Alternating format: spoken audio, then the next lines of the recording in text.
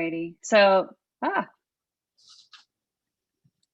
hi. All right. Okay. Thank you very, very much for having me here. This is really nice. I've enjoyed getting to know all of you.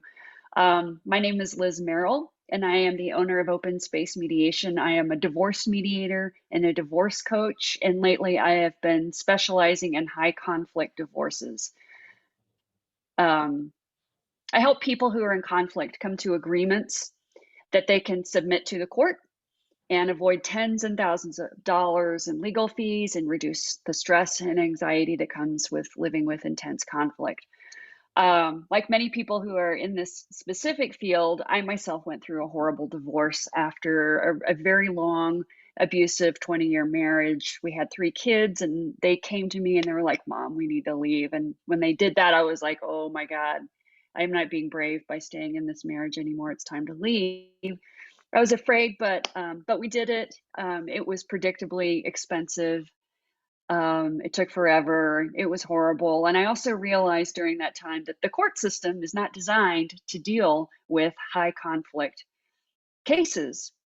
So since I went through that, I've sort of made it my life's work to help other people who are in these kinds of divorces and relationships. So I mediate for the courts here in Colorado, and I mediate privately. I'll mediate anything from small claims courts to inter-family stuff. And like I said, lately I've been doing a lot of coaching and educating around high conflict divorces. So what I would love from you guys is feedback on the clarity of my message, ideas you have for me to gain visibility. And I have a little offer at the end, and I'd love your feedback on that. So the problem is that 30% of the divorces in the United States involve high conflict personalities. Borderline and narcissistic personality disorders are examples of high conflict personalities. They're also called antisocial personalities. The traits of people who have this are a preoccupation with blaming others, all or nothing thinking, unmanaged or explosive or super intense emotions, extreme behavior and threats, and a lack of empathy. And I could go on and on around this, but the people who have this kind of personality get triggered during a divorce. And so they'll blame each other, blame their partners and lie and engage in delaying tactics. They can be aggressive and just totally obsessed with winning. And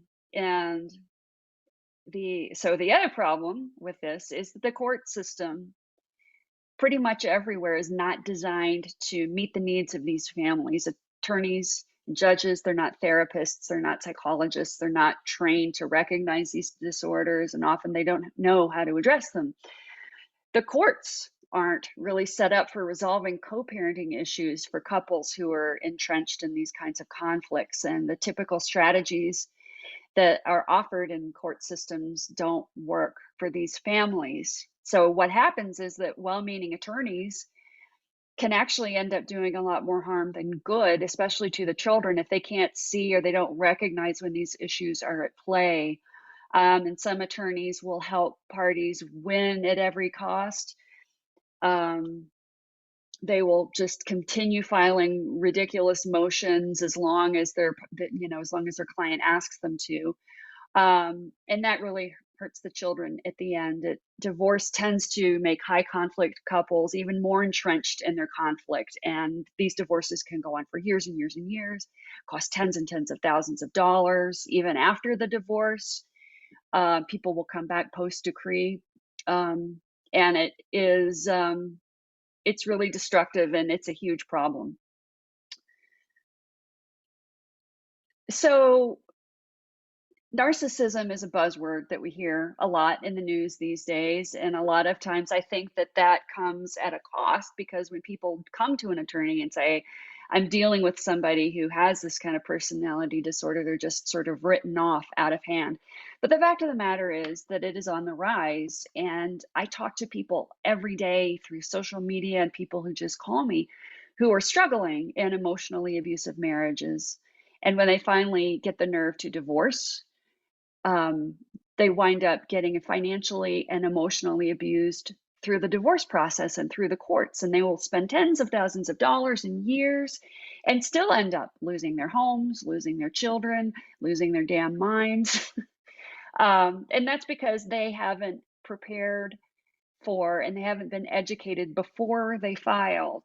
And so they make avoidable mistakes in their preparation and in their communication. And I feel like it doesn't have to be that way. So the solution that I am offering is a sort of intervention plan. I believe that intervention and education with a specialist could potentially save the family a lot of heartache and a lot of money. And in this program, I would teach 4 steps, and they include understanding the high conflict personality and the trauma bond that always happens if somebody is married to or in a deep relationship with somebody who has a high conflict personality, what it is, how to recognize their tactics, understanding the conflict cycles and the trauma bonds. And step number 2 is how to break that, how to start separating yourself from it, because it's really like an addiction, and it's not your cognitive mind and your mind that is operating at the subconscious level, are at odds with each other. So this includes boundary building and like very somatic steps to breaking free of this kind of dysfunction, communication strategies that can help reduce conflict and anger, and also strategies for self-regulation, because that's a huge part of it, is like understanding yourself as separate from this other person. Step number 3 is preparing for and planning for divorce. And that includes making a safe plan, because people who are abusive are most dangerous when they've been left. So that's a really important piece, is putting people in touch with community services that can help them with that. Preparing your financial documents, getting your team together, getting professionals who can help you, interviewing attorneys, best practices, and just learning about the divorce process in general. And then step number 4 is preparing for life post-divorce, how you're going to co-parent if you have children, or parallel parent, how to use apps for communication if that is helpful. It almost always is. And just having communication techniques and strategies so that when these things come up, as they will post-divorce, you're better equipped to handle them and less likely to just sort of react and make things worse.